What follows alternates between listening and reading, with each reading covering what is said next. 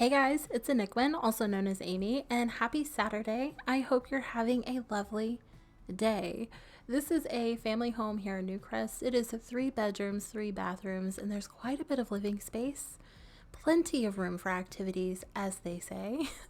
And there's even a sunroom, which is that odd little bit that's sticking out there to your left. I had a lot of fun with this home. I don't find Newcrest a particularly easy world to build in.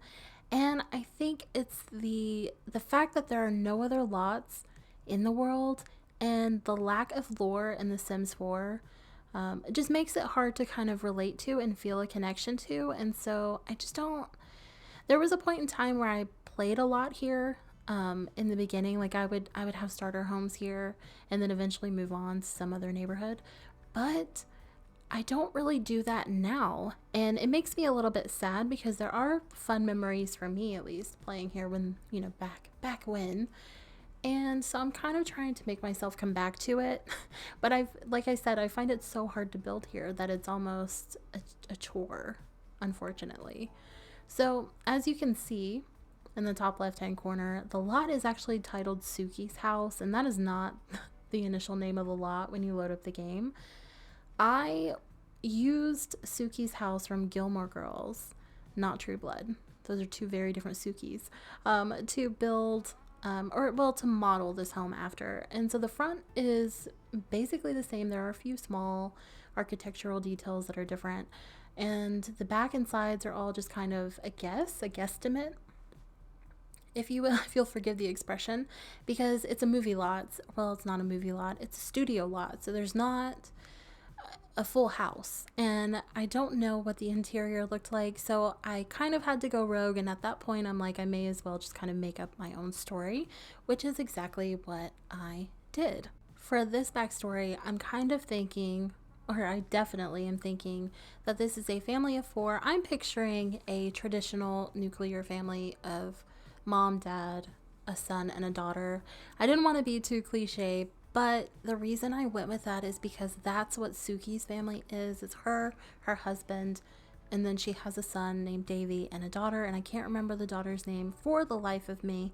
I actually don't even know if we learn her name. Anyway, we know she exists. It's been a while since I've seen Gilmore Girls, and it was one of my favorite shows ever to this day. Like, I could watch any episode and feel right at home, just because it was such a big part of my middle years, my middle childhood and preteen and well into teenagehood years. Like, I remember, guys, this is gonna date me a little bit, but I remember when, first of all, when DVDs hit the scene. It was a game changer, right? Like, before that it was the VHS tapes, and those were a pain in the And so I can remember getting this series, the DVD set, for Christmas. I would get a different season every year, whatever season had come out that year, and I would binge watch them on this little tiny TV that I had in my room that had a DVD player attached to it. There was no cable hookup. I would binge watch it over my Christmas break and loved it. Absolutely loved it. I watched the episodes on TV too, but there's just something about a good binge session. So that's not new. Don't be thinking that your streaming services started that, because that's been happening.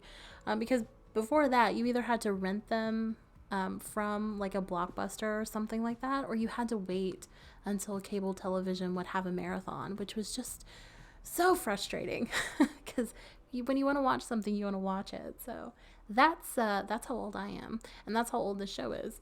So it is one of my favorites, and I wanted to kind of bring that into The Sims because I like how warm Sookie and Jackson are. They're the more realistic of the groupings in that show, I think. Lorelai and Rory are great, and the cast, as I hit the mic, the cast are fantastic. But I don't know, my heart's always been with that particular family, so that's why I chose that.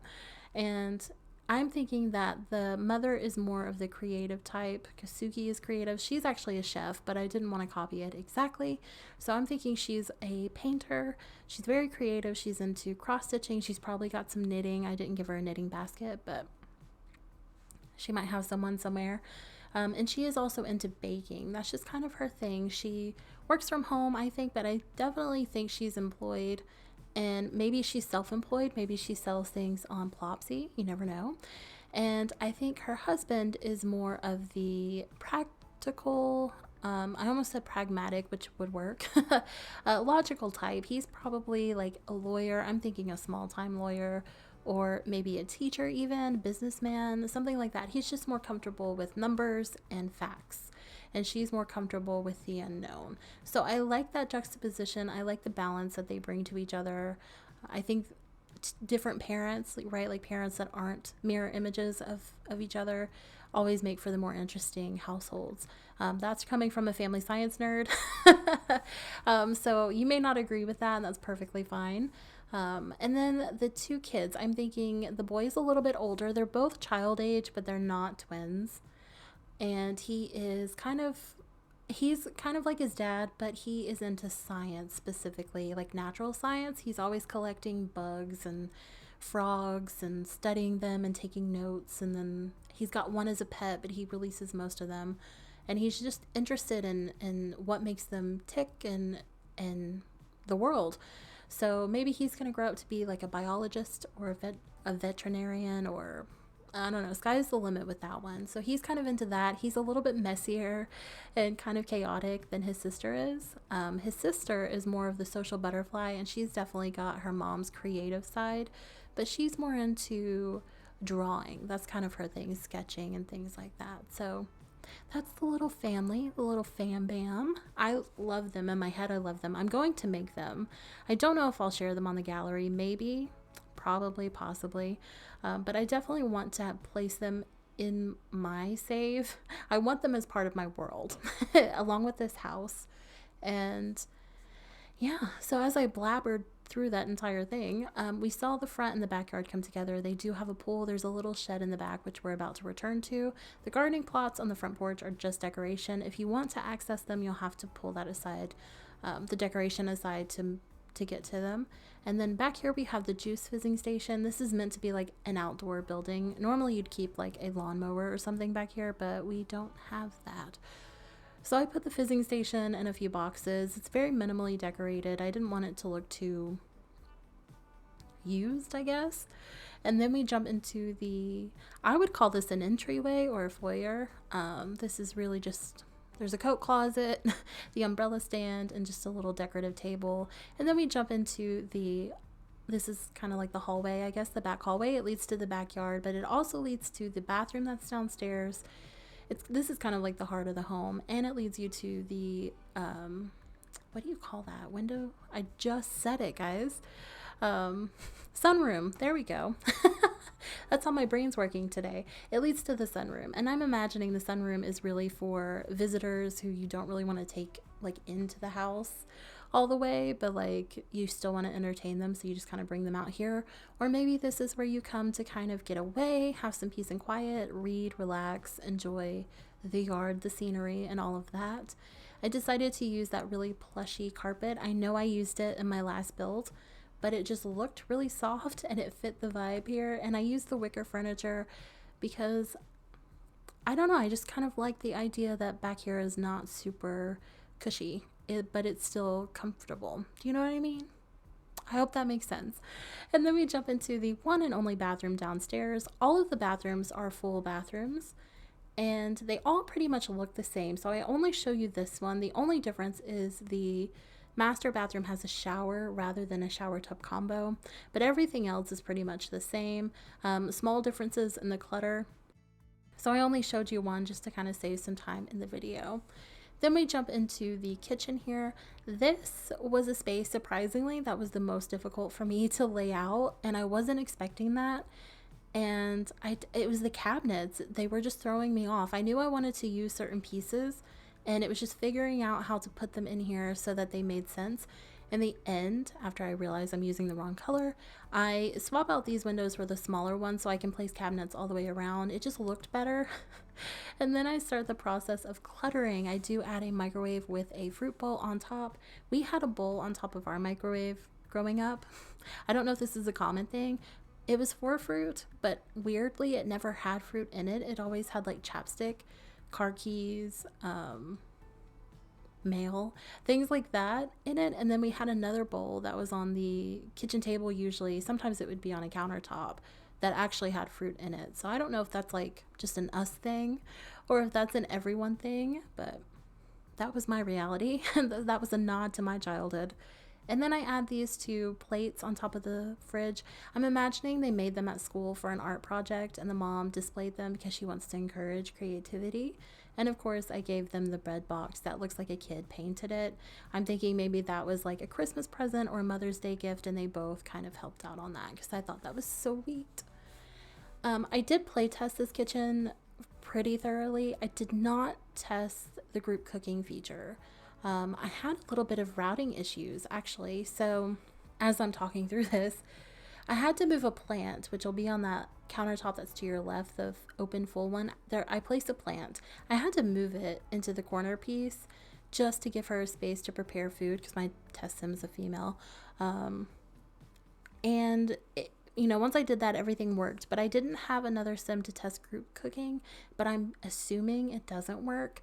And what I would do if that's a feature you're going to use is I would get rid of this longer cabinet piece that's here on the right and replace it with a shorter one, and that gives you a second open countertop. So if that's a feature you want, that would be my recommendation. That's what I would have done. And then I place this little console table here in the middle and place the stools. They'll still sit at the stools, by the way. But it looks really weird. So you may have to make them sit at the dining room table or in the living room, wherever you want them to enjoy their meal. Then we move into the dining space here. This is an interesting room, I think, because it's meant to be a formal dining space. And I think there are certainly aspects of it that are formal. But I didn't want it to look formal. I wanted it to look more cozy, more friendly, more family-esque, which is not a word, but I'm saying it anyway. And I think I succeeded, but I can tell you this, if I were to play in this home, I would actually replace all of the artwork on the walls with family photos. So if I could change anything, it would be that, but the family wasn't made, so I didn't have family photos to place. But that's just the one thing that I would change about that space. I then remembered we had radiators, so I threw those in because I think they're fun.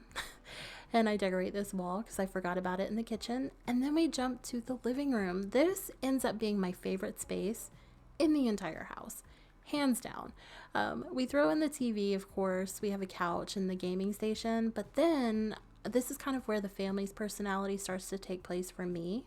I throw in that block building table. I throw in an easel and a desk and a bookshelf as well. So this is truly a space where every member of the family can gather and be doing things independently or be spending time together, and it just works like they're still in the same area. And I love that because that's really how my household was. It was, my living dining kitchen was one long open rectangular room. So if someone's cooking, other people are doing homework, other people are watching a movie, we're still all together, and there were 6 of us. So it was chaos. It was loud all the time, but it was great. It was a very connected household. So a lot of that, I think, comes through in my builds, if I'm being totally honest. And then this is kind of the family computer, but I'm thinking that dad spends most of his time working here, so that's why it's kind of decorated more for an adult. And then we're putting in the finishing touches as I stumble through my words. But I don't know. I really, really love that living room, guys. A lot. I like this house. I was really chuffed with how it turned out. It's one of my faves. I can say that. It's not like the favorite, but it's definitely up there. And then we head into the master bedroom. I did skip over the landing and the 2 bathrooms that are up here. Like I said, they're pretty much identical to what's downstairs. The only difference in the landing up here is there is the candle making station and a chess table. So there are still plenty of activities, skill building wise, that your Sims can do. It's not all just decoration, which is something I tend to do. But yeah, so that's all you're missing. You'll see it in the screenshots. This master bedroom is a very neutral color palette, and it's not one that I typically gravitate towards. I don't really like soft walls with the soft woods, but I thought this was so, rejuvenating, almost relaxing. It just looked like a really comfortable place to spend time. And I do give them the little TV sitting area with a I'm losing my words because I'm flustered, with a love seat just for them to kind of get away from the kiddos when they need a break. They have 2 dressers. I did kind of mix clutter on top of both of them because I'm thinking that they don't really care whose dresser is whose. They're just sort of all over the place. That's just kind of the vibe that I get from them. And then we move on to the older child's room, which is in my head the son. So he's a little bit more messy. He's really into the color red. He and his sister have similar furniture in their room. They both have the same dresser. Their beds are a little bit different and their clutter's a little bit different. But I gave him the scouting board. He's got a frog. That's his current little buddy up there on top of his dresser. And then I give him the science table. And that chair actually goes away in just a moment because I wanted to make sure he had a bookshelf. And I remembered that we had a locker that came with, I think, Discovery University. And I wanted to use that in here because I just felt like that was something that he would have. And then I do give him a different chair. I wanted to give him one that looked a little bit older because I think he's still very much so a child, but kind of entering those preteen years. So, you know, he would want some items that kind of reflected that. And then we're going to jump into his sister's room. She's more of the social butterfly, like I said, and more creative. So her room is a little bit girlier, a little softer, and very sweet. So on that note, I will leave you guys here. Feel free to leave a like or comment down below, letting me know what you think. You can also subscribe if that's something that would spark joy for you. I will be posting the screenshots on Instagram if you want to hop over there and check those out. I will see you on Wednesday with my next video. And in the meantime, I hope you have a lovely day and a lovely rest of your week. Bye, guys. Lucid dreams of you and me. Sky high, busy life, I wanna leave.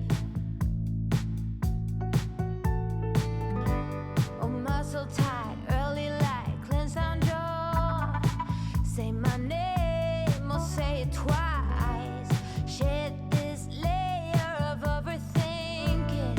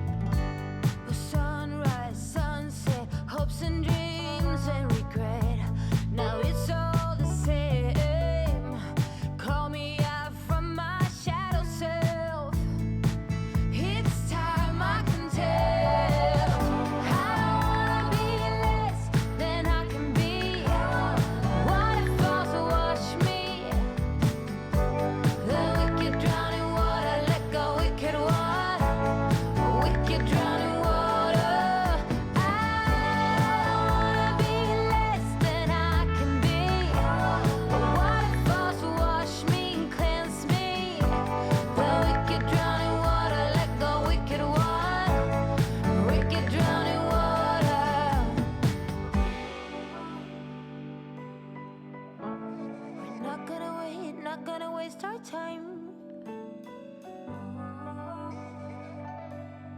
We're not gonna stress, not gonna make a mess.